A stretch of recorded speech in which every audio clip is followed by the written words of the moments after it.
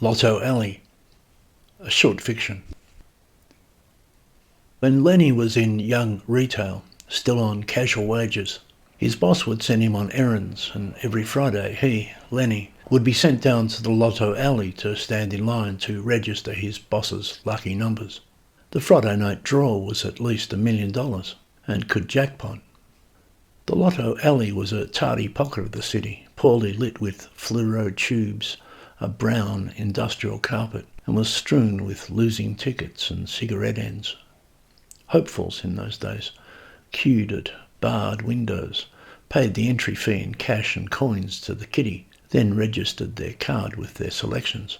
The winning requirement was 6 numbers. Profoundly unlikely, but someone won most weeks. The strategy of Lenny's boss was the same numbers every draw, sooner or later. So Lenny did not have the pleasure of picking the numbers. His entire task was to stand in line among the great unwashed, so his boss didn't have to do it. Most Fridays it was an outing of an hour or more.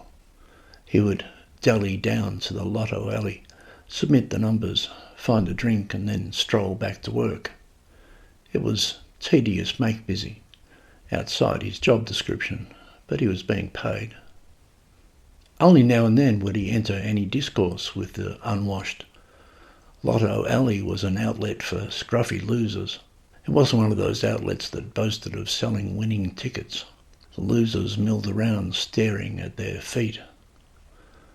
On one occasion, though, he was in line in front of an old woman who, in due course, introduced herself as Florence.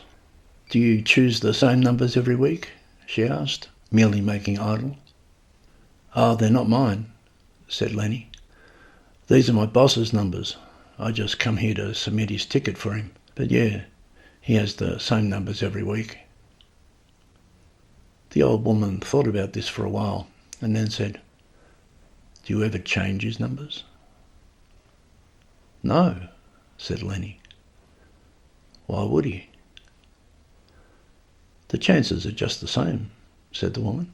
"If you changed his numbers and his own numbers came up, he'd kill you. But it's just as likely that your numbers come up and you win for him. Then you're a hero." It's not a gamble young Lenny had entertained. "I suppose so," he said. Nor was it something he was going to do, but he was amused by the idea. They both were. The woman, Florence, laughed. "Just to make it interesting," she said, smiling, her old eyes twinkling. Years went by. When he settled into his own ordinariness, Lenny started playing the Friday Lotto every week himself. There was the question of whether to use the same numbers on the sooner or later theory, or whether to go scattergun every draw. He was married, 2 small children. There was a bank of birthday numbers he could use. He filled out his card every week and by then could take it to plentiful outlets for it to be easily and quickly scanned. He didn't watch the live draw on TV. He checked his numbers on Saturday morning. And one Saturday morning, checking his numbers, he ticked them off. 1, 2, 3. He looked up from his coffee. 4 numbers. 5. At that point, he called out to his wife, "Cheryl!" He looked again. 6 numbers. The full suite. Raucous jubilation. The raucous jubilation continued for 10 minutes. "I can't believe it," his wife was crying, and there were tears. Amidst the raucous jubilation, Lenny took hold of himself.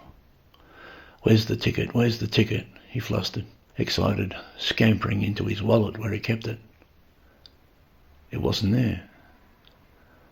"Where's the ticket? Where's the ticket?" he flustered again. His heart went cold. "Cheryl," he said, "where's the ticket?" It dawned on him. "I must have left it in the glove box of the car," he realised. He went out, came back in. "It's not there," he announced. After that, They hunted. They hunted the entire house. "Did you even buy a ticket this week?" Cheryl asked him, accusative. "Of course I bought a ticket," he snapped. Agonised, they checked the numbers again and again. 6 numbers. Lenny's standard 6. They won. But not if they couldn't find the ticket. Jubilation turned to a dread cruelty. Now Cheryl really turned to tears. Lenny smashed his fist into a wall. He drove to the outlet to ask. "What can we do?" he pleaded. "Those are our numbers." There was no ticket to prove it. Finally, sleepless, in the middle of the night after they had given up all hope, shocked by the twist, a despair of fate, Lenny started putting on his clothes. "Where are you going?" his wife asked. "I know where it is," he told her. He drove across the city and far into the country until he reached a house on a large estate. He knocked on the door. Answering it, looking not a day older than when they had first met in Lotto Alley, was the old woman, Florence. "Where's my ticket?" he barked at her, furious. She smiled and invited him in. She had his lucky ticket. She held it up in her thin, withered fingers. "Is this the ticket you're looking for?" she asked him. "We had a deal," he spat. "You took a gamble," she said. "We had a deal," he said again. At this, the woman took out a lighter, struck a flame and burned the ticket in front of his eyes. "Your numbers came up," she said. "I kept my side of the bargain. I expect you to keep yours." "You've cheated me," he spat again. She smiled, a kindly old lady smile. "Of course," she said. "I'm the devil. You'll have to get used to it."